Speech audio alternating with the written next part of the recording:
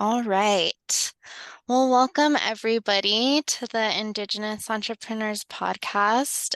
This is the first time that I'm doing like a live stream like this.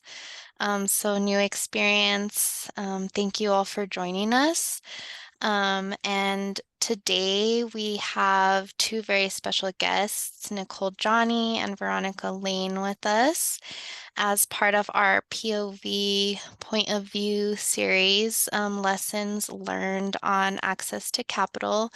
So we will be talking more about the lending space today. So not so much, so that type of access to capital is the topic for today. But before we get into that, I am wondering if Nicole and Veronica can introduce themselves, and then I'll do a quick intro, and then we'll get started into the questions.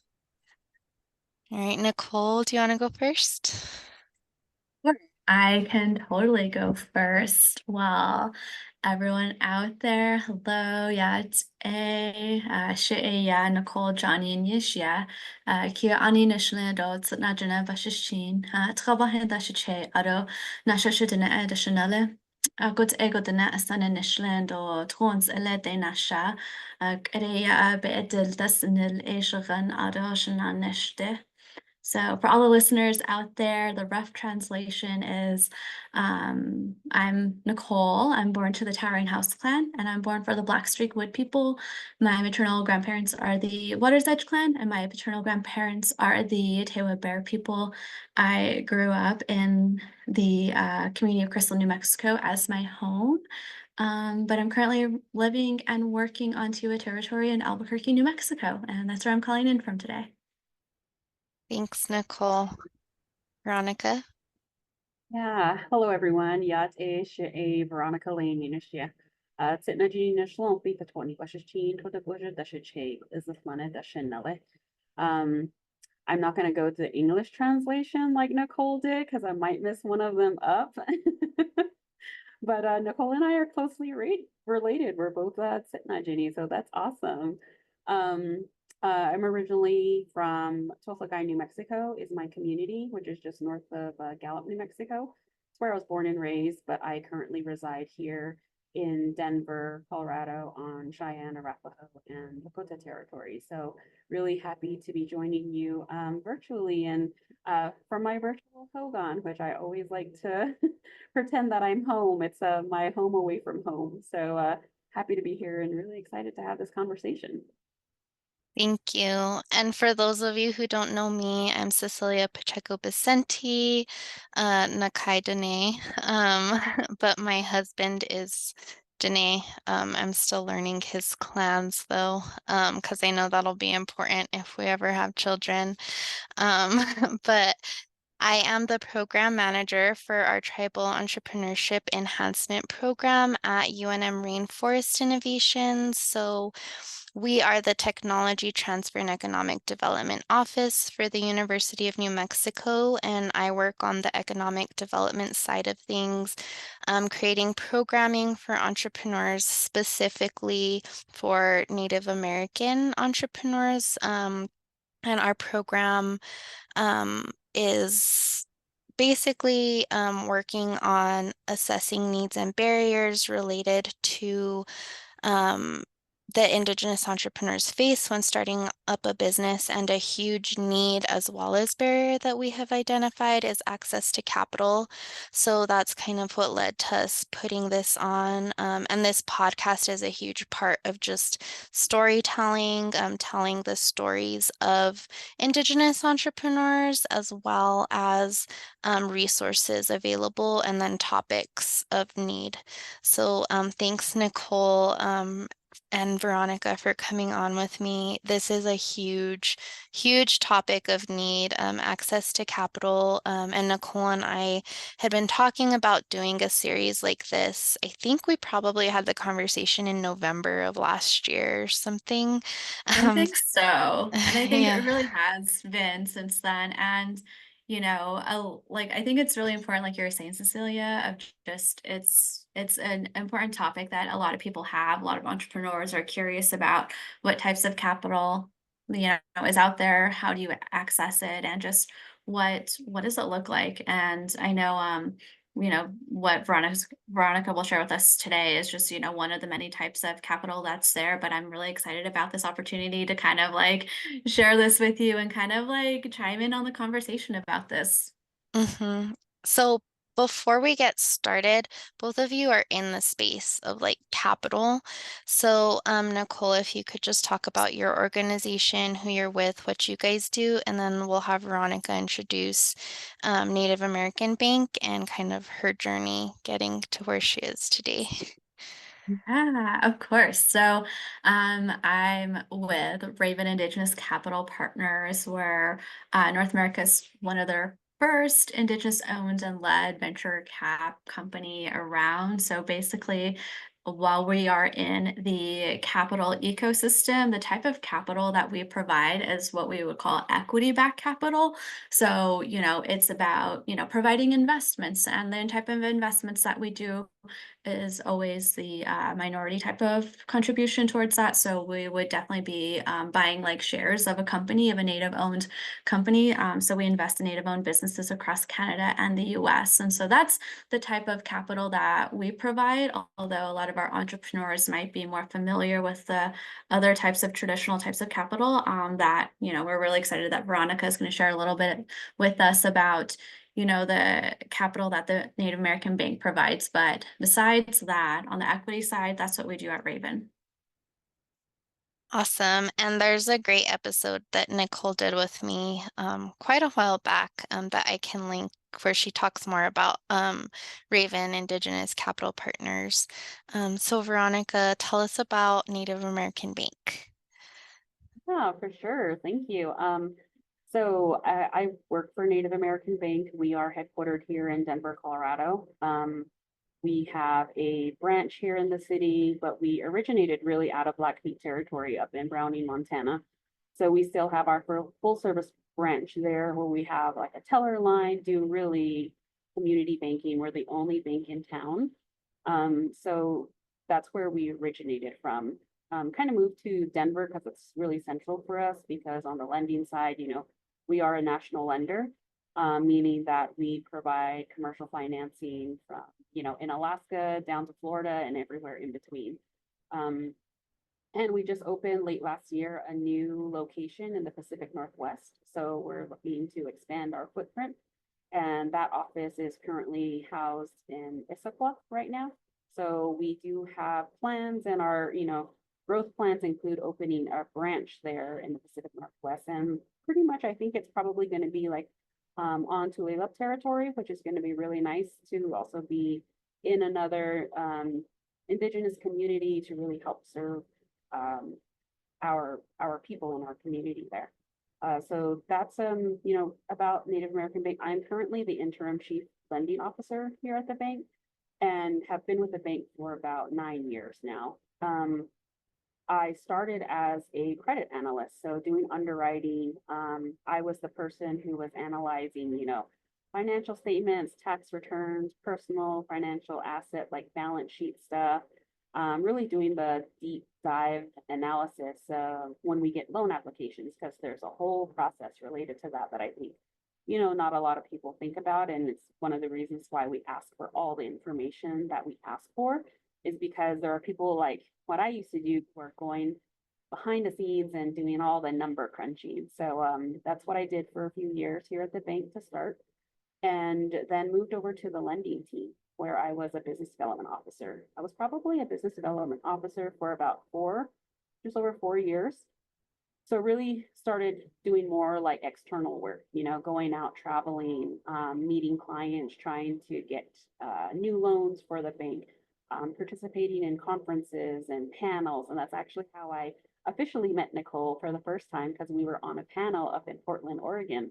So that was really cool, and did a lot of like the external facing work. Earlier this year, I had actually decided to pivot a little bit within the bank and wanted to lead up more officially our marketing department because of the bank's growth and our like projected growth.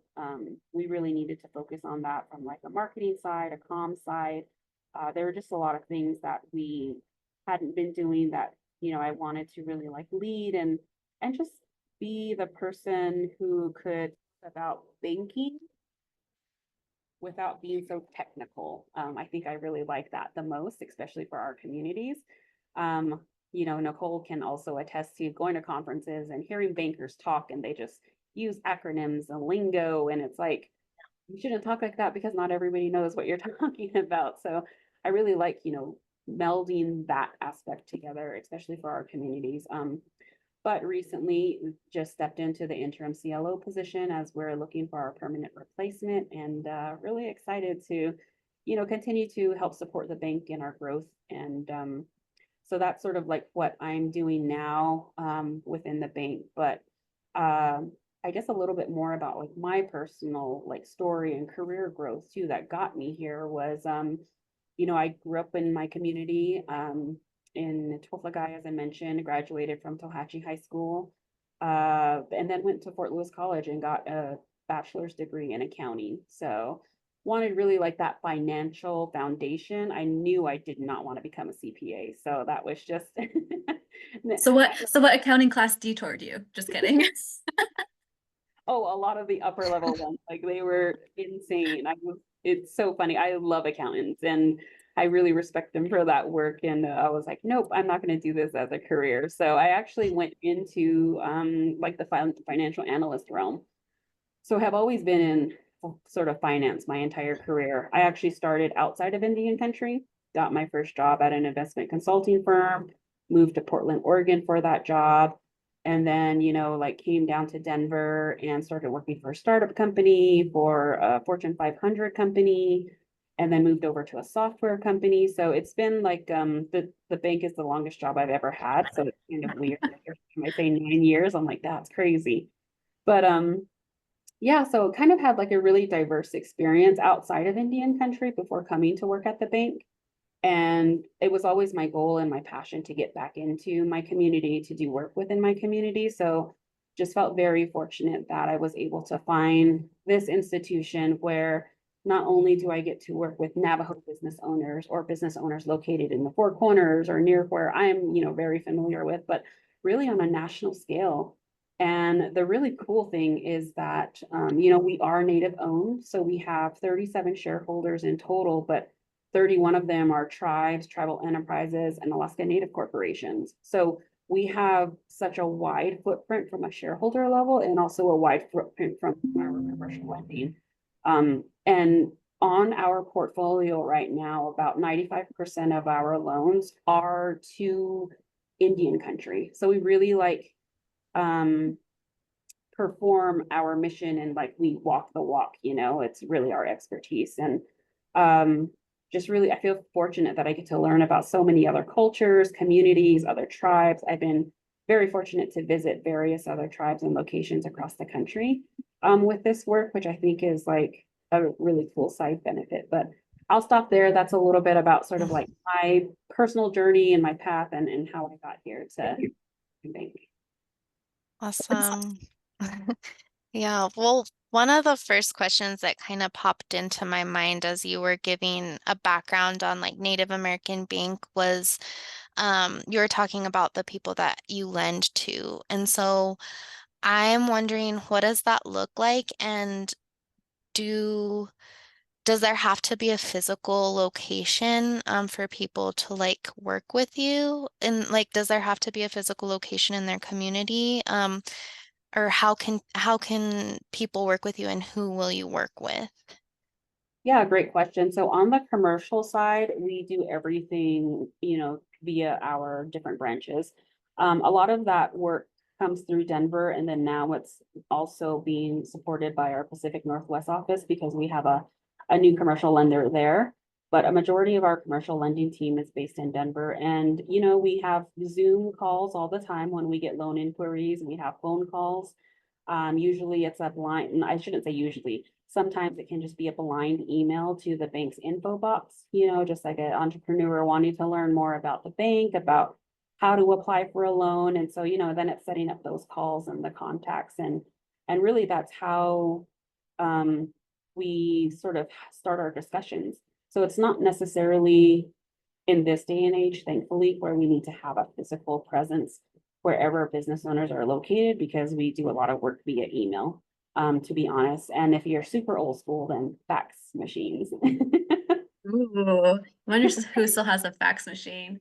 So Well, I guess kind of going off of that, um, so do the people that you work with, the businesses that you serve, the customers that the bank serves, do they have to be like on tribal land or can they be like off? mhm. So they can be on or off, and actually they can be native or non-native. We obviously have a mission, we're very mission focused, but we have non-native customers who bank with us because they support our mission. And so we definitely have a preference or like a focus, but we're not exclusionary. Um, the reason Native American Bank was formed, and one of the pivotal members or like founders who really advocated for the bank to be formed was the late Eloise Cobell. And she was a Blackfeet tribal member. She is, very notorious for the case, you know, that she like fought against the United States.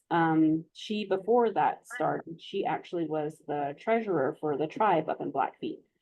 And she really wanted to have a bank that was Native owned and had Native representation and understood the issues that faced Indian country.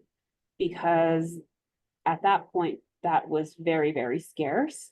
And there are a lot of unique challenges for financing projects in Indian country, especially if you're on trust status land or like on the reservation. And then even if like a tribe is wanting to finance a project, that is also, these complexities for like sovereignty discussions. And at that time, a lot of things weren't comfortable, weren't familiar, didn't understand how that all worked. And Eloise really led the charge in forming Native American Bank and, getting all of our original investors. So, yeah, so you don't have to be on or off. You have really that like expertise. Awesome. So I guess my next question is, what does the process, like if a business is looking for funding for their business, um, what would make them like a good fit to work for Native American or work with Native American Bank? And then like what would that process look like if they happen to be a good fit? Yeah, so I can definitely share some of like our, I always want to be upfront when I'm talking about, you know, potential applicants or people who want to apply with us, because I want to be very transparent. Um, we do have minimums here at the bank. So for us, a small business loan is at a minimum of $100,000. So we really don't operate in the micro lending space at this time. With our growth, with our expansion into communities, that can always change. But at this time, that's sort of like one of our limitations that I always like to make sure that people understand. But we do have a wide array of like a network and just partnerships and resources that we can provide to people who may call and may need like a $50,000 loan, which, we know that that's not a product that we offer, but we have these other resources like other native CDFIs who, really work in that space. So, that was one of the main qualifier, or not, I shouldn't say qualifiers, but like one of the restrictions we have. But because we are a federally regulated bank, meaning we're regulated just the same as, some of the other big banks out there. And we have to adhere to those regulations and guidelines. So we still need to collect, financial statements, historical financial statements, tax returns, a business plan, an application. And I think sometimes business owners don't understand or don't think about how their personal credit as owners of that business really impacts the application when they're applying for a loan for their business. So I think that's one thing to always like consider and keep in mind when you're looking for financing as a small business owner is, whoever owns 20% or more of the company, we're gonna pull their historical personal. And sometimes, Oh, yeah. That's interesting that it's 20%, that if you look at the owner who has 20% of the ownership, that you would pull the credit there. That's really fascinating to know. So I guess this kind of really does tie back into, some of the principles that were taught or that we talk about in this space about personal finance and seeing the effects of personal financing coming into like the commercial and business setting now. For sure. So we do some work here where we do like financial education. We've been trying to focus a little bit more on like the youth and getting them prepared because we're like, this is a very important aspect of your personal information, your personal credit score, like impacts so many different avenues of your life. And yeah, but for the business owners, we let them know that we'll ask for their tax returns too, their personal tax return, Oh. their application. So, and that's always another question. And it's really just like the reasoning behind collecting this information is, you have this business, but the way in which you manage that business is also going to be a reflection of like you on a personal level. And we want to make sure that we get a holistic picture of the business and the ownership structure, to really understand, how the relationship will work with the bank going forward. And even just, like minute details like, okay, if you're the owner, do you have a management team? Are you going to be the manager? Like, just stuff like that is a lot of the reasons why we collect some of the personal information too. It's really part of our due diligence. So that's, I think, that's one of the pitfalls I kind of see when talking about like, I would say just be aware of that. Um, I think it's a pretty common request depending on the type of financial institution that you might work with. So I would always just be ready with that. And for us, like we understand that there are credit challenges within our communities, especially the Indigenous community. So if your credit score is a little bit on the lower side, we're open to having discussions about, what happened in the past, what happened 3 years ago that like, is a blip on your credit report, but obviously we can see that you've turned things around. And if we feel comfortable understanding that information, it's really something that we can become comfortable with. Maybe just an inside tip, I would say if you have anything that's currently as like a in collections or open collections, that is a really like a big hard stop situation until it gets resolved. That's like, what is it? A big red flag? Yeah, but I mean, it's not like it's like okay, you have this, can you present a plan or can you start working on a plan to get it resolved and then come back to us and demonstrate that you're working it out so that we know it's not going to be in collections anymore. So I feel like we're pretty flexible and like really open to communicating with our potential borrowers in situations like that. Okay. So even though if you have something that is in collections, that's not an absolute like, no, we have to stop the process, go find another lender. It sounds like it's more so like, okay, can you show that this is being mediated, right? Mhm.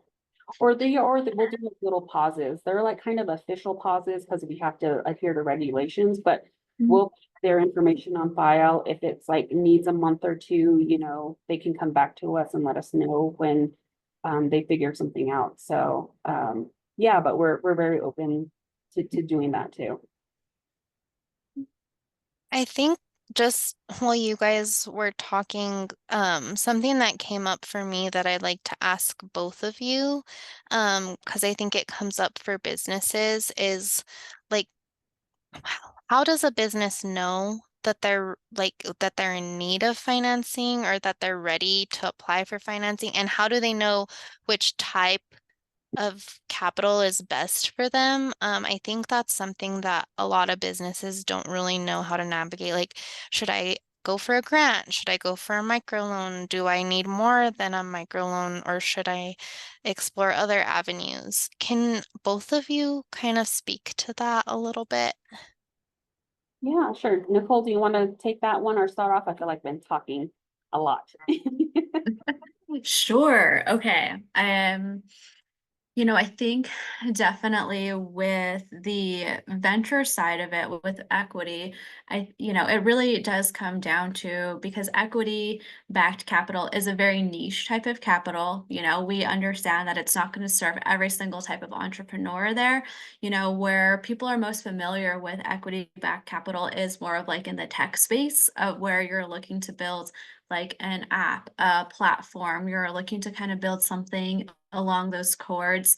We're looking at maybe something that has been bootstrapped for a little bit. Maybe the founders have done like a small friends and family round just so they can get some of the business together, and you're not quite bringing in revenue just yet, but you're definitely looking to build, to grow, to scale, and you start exploring what does venture capital look like, and this maybe will don't want to give away too much because I know, Cecilia, we're bringing in another awesome entrepreneur in August to really talk about what does it mean for, a Native person to access venture funds. So maybe we want to save a little bit of that for that conversation then. But definitely it's understanding like where you're at in the business process. If you really want to, if you're pre-seed or seed, are you pre-revenue? If you're pre-revenue, what do your projections look like? And how much money do you need to get started?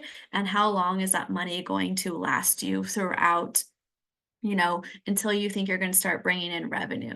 So when we're talking on the equity side or the VC side, like that's what we're looking at right there. But if you're already bringing in revenue, and you're really looking to grow and find that accelerated growth, then that's where equity can also come in as well. As just it gives you a good um, a good amount of money to make sure you can do more R&D, research and development. You can really accelerate your path of building the product of what you're doing, and you can do it a lot faster because now you have some capital, you have cash in the bank, so you can hire more, coders, you can hire more folks on your team to help you really push you along the path a little bit faster. So at least on the venture side, that's what it kind of looks like, of being either pre-revenue or having revenue as well too. Veronica, how about like on the lending side and how does a business decide, okay, I just need a microloan or no, I need a bigger loan? Mhm. No, that's a great question because I think like this is where a lot of the knowledge or like the entrepreneur knowledge it really starts with business owners is understanding which I know is challenging from what I've seen. Entrepreneurs are great and experts about their business, about their industry, about the product or service that they're going to provide, but they don't necessarily sometimes have the strength on the financial side of, explaining like this is the other question, like why do you need this? How is this going to impact your operations? If you need a piece of equipment, how much more revenue will that equipment generate in your top line, and how much of that is going to flow through to increase your net income? Because that's a really insightful tool for us. Like, okay, if he's asking for this, let's say like a tractor, and because of that tractor, he's going to gain these contracts, and this is going to increase his revenue by this much, and this is how much his net income is going to increase, and this is how it's going to impact cash flow, and this is how they're going to be able to pay for the debt of taking on the loan for the tractor. So like understanding that and being able to articulate to us is really like impactful, but step back for us. For the bank, we can't provide guidance per se, like we can't tell the borrowers what to do. Like I can't build their projections for them because that would, we would be in regulation.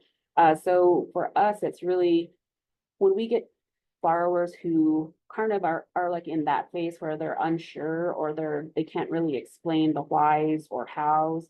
Um, Taking advantage of technical assistance and really talking to those like business coaches that are out there who can really help you put in paper or write down what it is you're needing. And they can also help you prepare for a loan application. So a lot of native CDFIs have technical assistance like that. The SBA is a great resource for technical assistance. They have offices across the country, very close to reservations too, as well. and their resource is free. So they can help you write a business plan for free without being charged as a small business owner.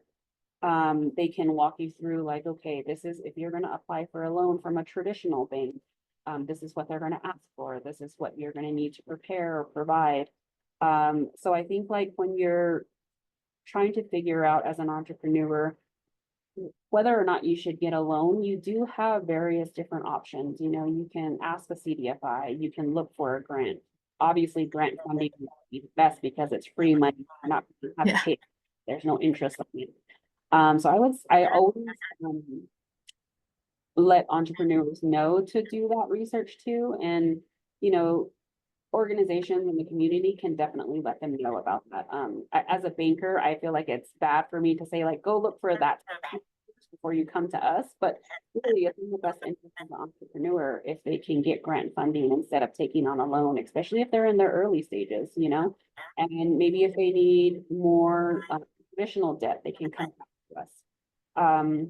So I would say like sort of some of the pre-work that usually needs to be done where we see some of the pitfalls entrepreneurs who are coming to us for like a traditional loan. And I would say, you know, the traditional loan route, Nicole kind of mentioned this, you also need to like think about equity or like the money you've put into the business, because we're going to take that into consideration. It's pretty rare that financial institutions do 100% financing for a project. So there's always some form of equity requirement that may need to be met for the business. So I guess at like a high level, what are generally like documents that the bank would ask for a regular loan, you know, and what's the timeline for someone who applies for a loan and they, you know, get the documents to you? How long does it take to get the funding if it's a yes from the bank? For sure, great question. I actually just had a meeting about this morning. So So you're well prepared for this then. so for us, what constitutes sort of like our, well, I guess I could talk a little bit about our process here. Usually we like to have a pre-discussion, like a pre-screening mission fit discussion with whoever is interested in getting a loan from us. And it's really there where we learn about the borrower, we learn about like what they're asking for, what the loan amount is, you know, what does collateral look like, what our repayment sources look like. And then when we do feel confident and like, you know, we're ready to send them the application, it constitutes completing an actual application. Ours is pretty straightforward and simple. It's just, you know, business name, your tax ID number, your address, you know, giving us some of the high level information about ownership, like what kind of debt does the business have right now? And then the business's historical financial statements. They can be internally prepared. They can be audited financial statements for the past 3 years. Usually the past 3 years is the look back period. And then we'll ask for the tax returns. Oh, sorry, go ahead, Nicole. Question: what if I'm a business owner and I don't have 3 years of performance? Then what? Yep, just as much of a historical like performance you have, especially if you're like newer, it's not like a ding on you if you don't have 3 years. We have businesses that have only been operating a year or two, so that's completely fine. And And what would those like documents be? Would it be like their QuickBooks account or like what what would they send to you? yeah, so we've seen everything. I don't think I've ever seen anything handwritten yet, but How yeah. about faxed? Have you seen anything faxed? Received hard copies of a complete detailed AP like account listing from QuickBooks, which I was like, that was really interesting. But no, it is like printing off your financial statements from QuickBooks. And I think this kind of speaks a little bit to what I said before, like, you know, they're great at knowing their industry, their business, but you also have to make sure that you're also doing the accounting side of your business. Because if you want to apply for a loan and like, let's say you have 2 years of operating, like a time frame, but you've never kept up with your QuickBooks, like that's going to be a challenge to get the previous 2 years completed and caught up. So, and even we always ask for as much of a year to date look as possible. So like right now, we're at the end of July. For some of our business owners, we would pretty much expect their financial statements to be up to date up through the end of June. So second quarter. So we would ask for that like type of information. And then if they have audits, so if they have an auditor, we take audit reports. Obviously, those are like the most comprehensive reports that we collect. There are different versions of sort of audit reports too. There's like a compiled version. Then there's just like a reviewed version, which is not a full audit. So we're open to taking whatever the company has prepared up to that point.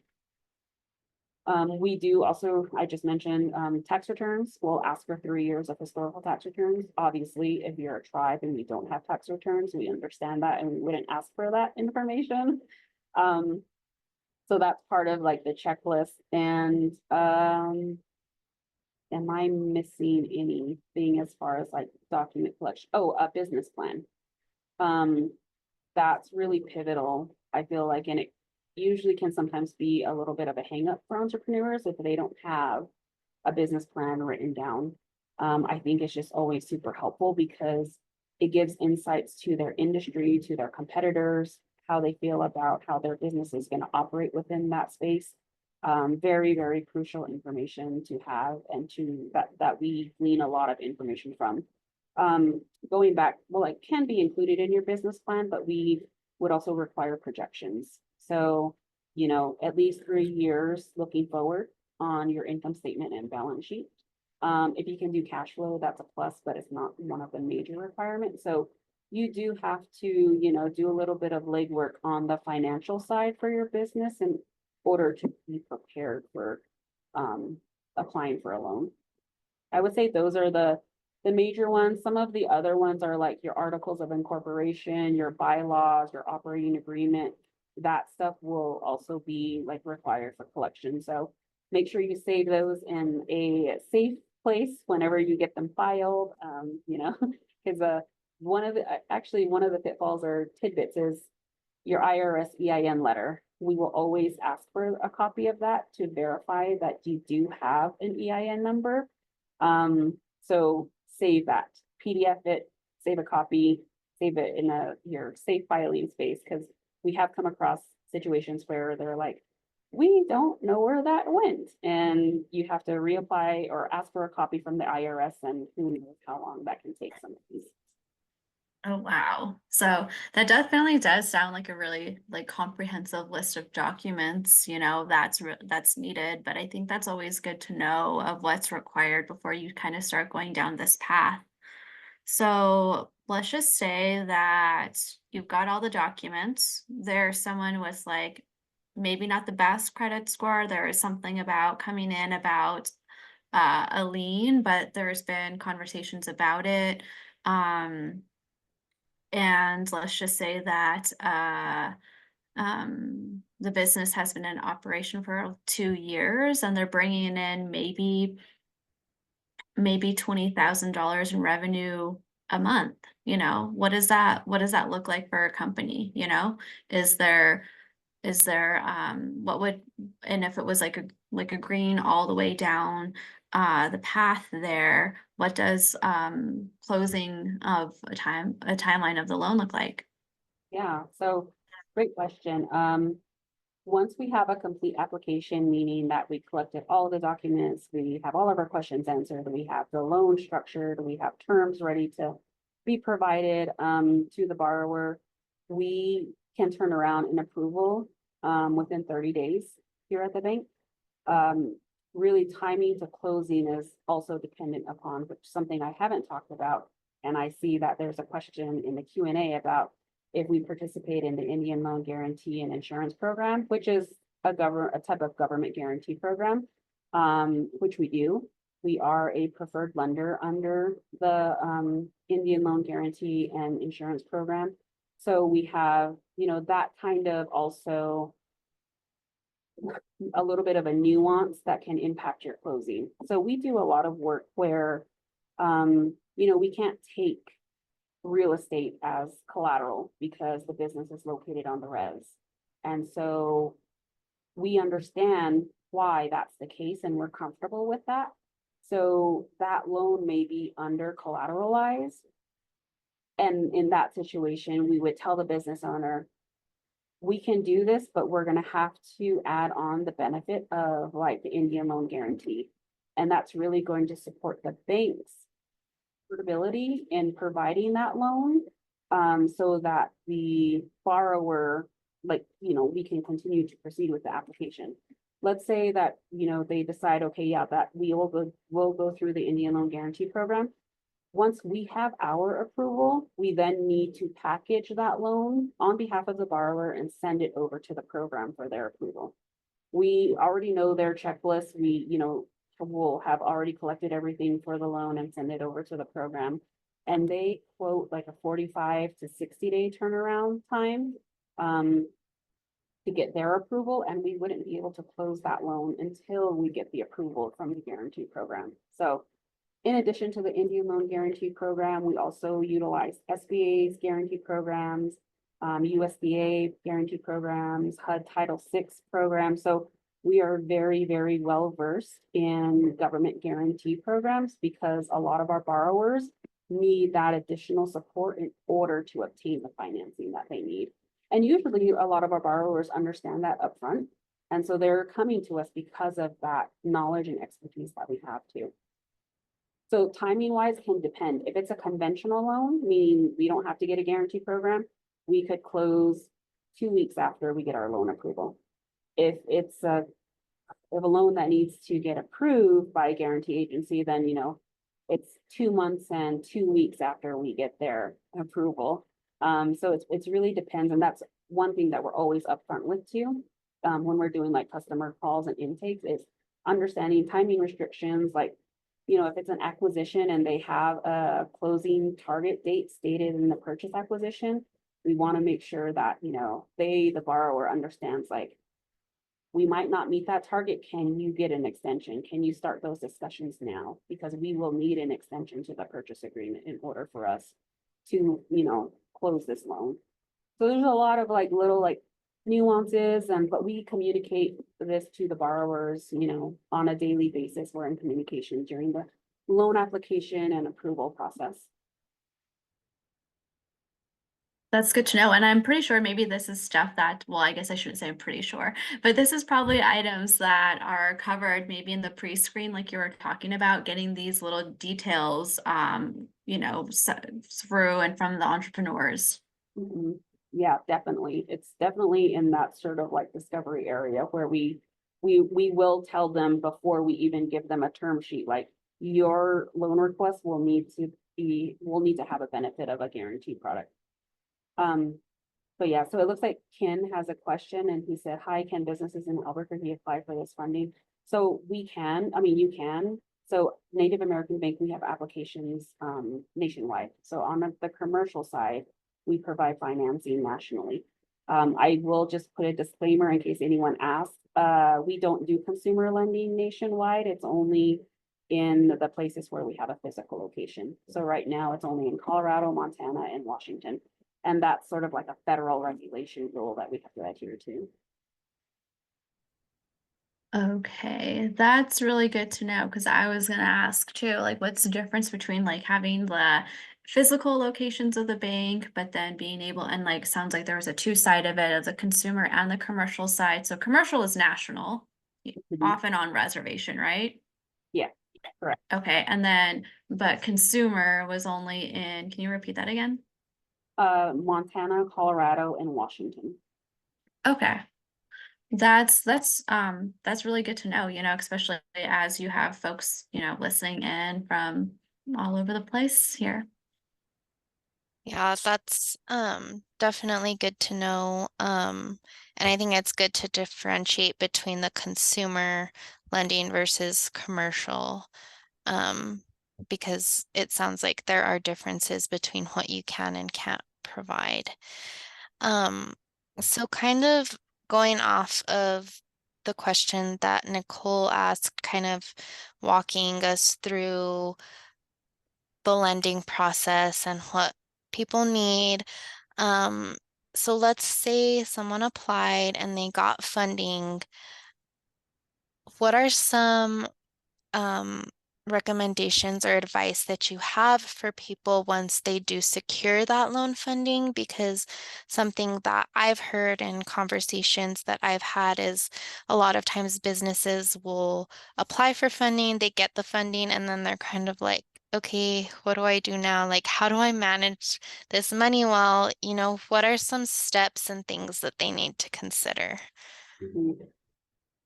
So I think when you're getting a loan, especially if it's for a very specific reason, usually the banks will have some sort of mechanism to monitor that you're performing, or like, let's say you're getting a loan to buy a piece of equipment. Um, when you're gonna buy that equipment, we will wire your loan money directly to, the person you're acquiring the equipment from. Most usually we don't just give the business owner the check to go and do it themselves, because we also have to like make sure that we get the lien process, and they know that we're the institution financing the car. It's like when you're purchasing a personal car, like you never get the loan directly to your personal account. It just comes in the form of you, like you see a loan. So that's like an instance where that's sort of helpful for small business owners. I think where they have more autonomy on the money and how they're going to use it is if like they get a line of credit or like a working capital loan. Um, those, like a line of credit is strictly just a line of credit. It's almost like a credit card that the business has, and you can use it for whatever you want to use it for. We'll get sort of an understanding of like, oh, like I need it to process payroll, and then like it'll get, paid off. And then, there's certain things, like if they do a lot of contracting, they have to do a lot of like pre-development work before they start getting reimbursed for contracts. And so that line of credit is going to be tied to a specific like contract, and we'll get paid down when they get reimbursed, and then it'll get drawn up again for another contract. So it's really sometimes there are clear definitions on how they manage the funding. If it's a working capital loan, that's just like you apply for a loan, and let's say you want to hire 4 people. You're going to use that working capital loan to pay their salaries, pay the expenses for onboarding, and so those are like kind of defined, and we won't necessarily monitor that, but that's more so like on you. And I think when business owners are getting into the realm of like maybe getting larger loans, really having someone on their team, like a business manager, an accountant, needing that support of when you're out there, trying to manage the funding that you receive is really, really impactful and helpful to business owners, because it is a lot of work, like doing journal entries every month. Like, do you really want to do that? Or do you want to hire someone who does that for a living for you? And so like stuff like it's in those instances. And like another example, if it's a construction project, if you're wanting to build your retail shop, that's construction projects are very, very detailed. So like we'll ask draws from the general contractor. We'll have a relationship directly with them and not really necessarily the business owner, to process payments to the contractors or subcontractors. So it really varies, and some loans can be super helpful for the business owner to not sort of really micromanage the funding, whereas some they will have more autonomy over where the funds go.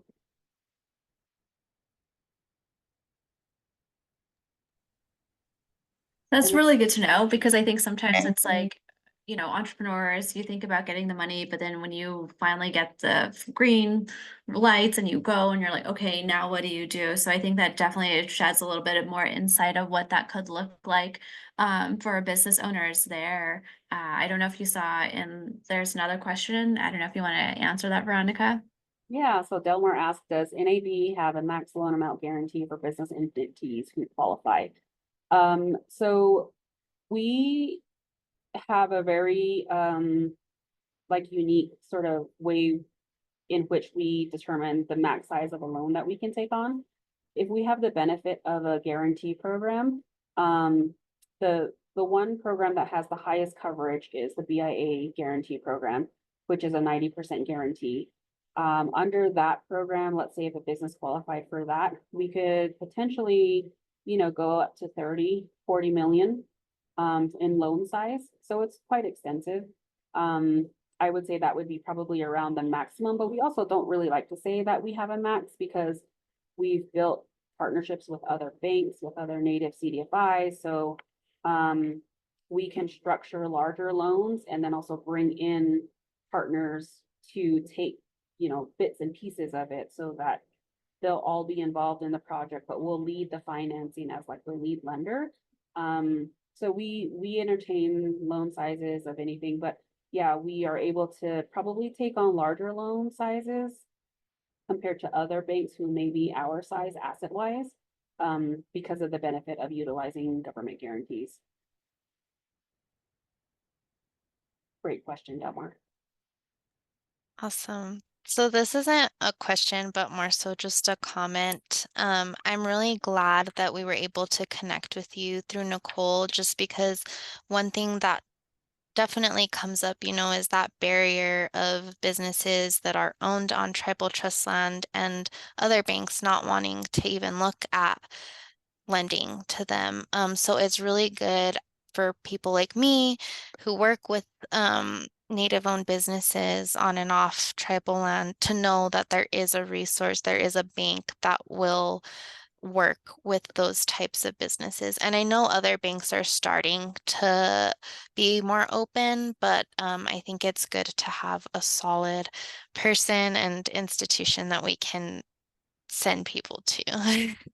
Yeah, for sure. I agree. I mean, and like I said, if we are not the answer for them at this point in time, we always try to provide other resources that we know about because we work in this space so much. We have other partners that like, I'm like, oh, I know this person might be actually able to talk to you and help you because I know them from meeting them in person, like I did Nicole.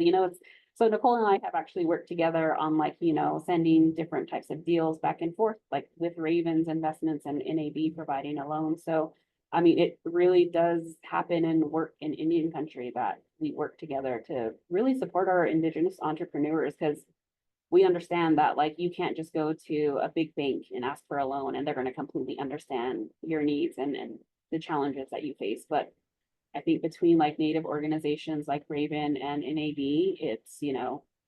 it's our mission and it's our focus to sort of like do these challenging projects. I agree. And I think that's like really a testament to the unique parameters with Native entrepreneurs who might want to build a business on res or off res and then relocate on res or build another another office on there too. So, I think this really does set the testament of understanding, how can we work together, all types of partners and ecosystem and capital providers in this space? How can we work together and understand our products a little bit more so that we can build off of each other and really make it successful for our entrepreneurs to really diversify our economy, to really support each other in this space? I think it's just a wonderful ecosystem thing that we're building and that we're leveraging with each other because, like I said earlier, equity is only part of the equation. It's not the entire thing. It's not, maybe it's not a fit for everyone. Oftentimes when we have entrepreneurs who are wanting to like buy tractors, buy manufacturing equipment, if you were to look at the numbers, sometimes equity is a little bit more expensive than if you were to go to and look at debt. And when we want to refer folks to look at options for debt, we really look towards partners like Native American Bank there because the bank there understands the different hurdles and the unique scenarios that Native entrepreneurs face. Mhm.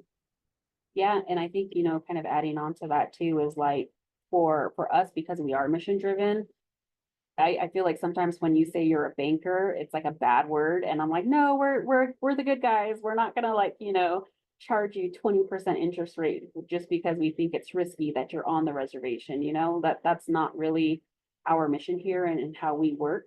So we do try to be like as competitive as possible. And then also on the flip side, if you're rate shopping, we're not going to be the best rate, and I tell people that up front because I'm like, we're not a large bank. We don't have the benefit of having millions of dollars in deposit accounts. We're a commercial lender. And so it's understanding that those types of nuances too, but we're not super aggressive, we're not predatory, because that's definitely not something I want to support.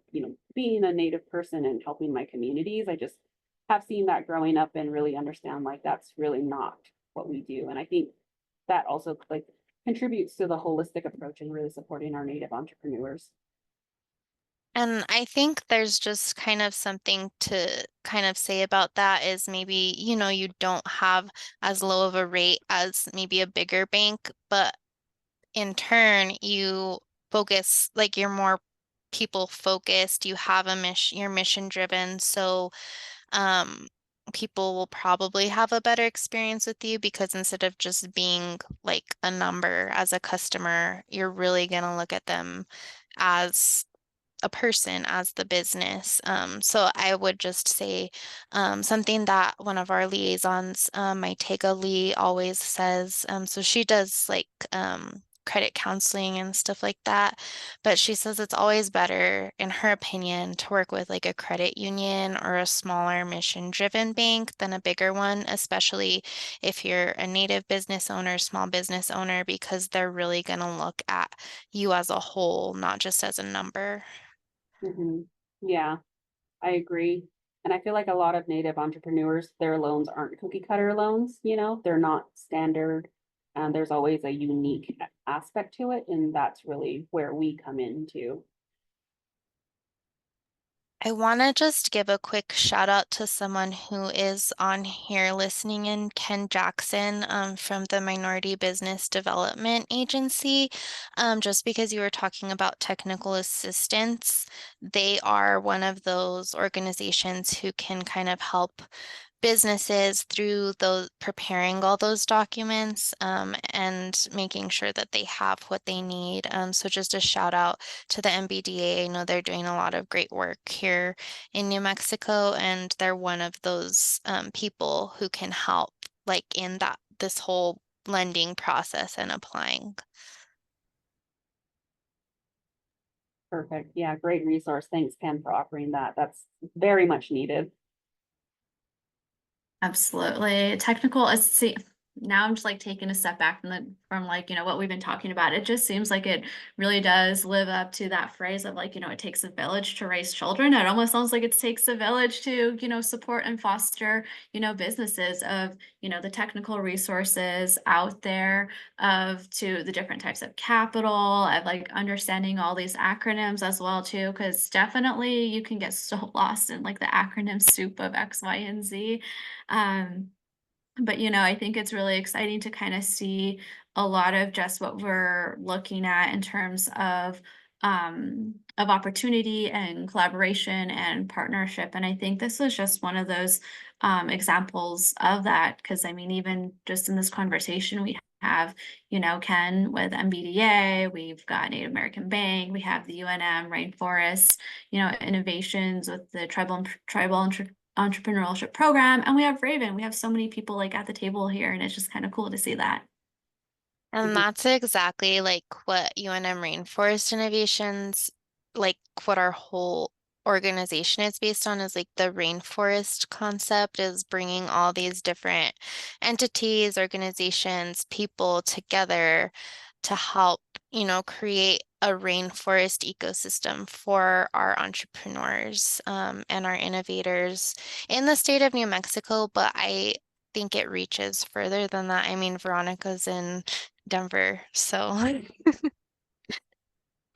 yeah, just creating a rainforest for entrepreneurs and for Indigenous entrepreneurs. Absolutely. Yeah, I think this has just been a fantastic thing. Like, thanks so much, Veronica, for sharing a little bit of the inside of what, a loan process looks like, sharing a little bit of like the documents and like why closing timelines can be varied, and a little bit of the nuances there. So, for folks that want to get in contact with the bank, how do they do that? Yeah, sure. I mean, you can always send, if you're interested in like a lending opportunity, our mass sort of like inbox is lending@nabna.com. So Native American Bank, NA stands for National Association. So That's the easiest way to contact us. If you visit our website at www.nativeamericanbank.com, you'll see links to the general info email.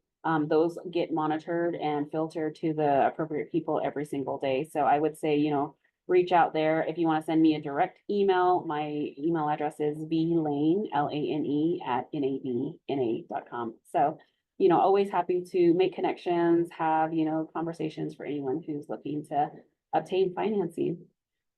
And I'll include the links to Native American Bank's website, Raven Indigenous Capital Partners, and then the info at emails for both organizations. I'll include those in like the description when I post this.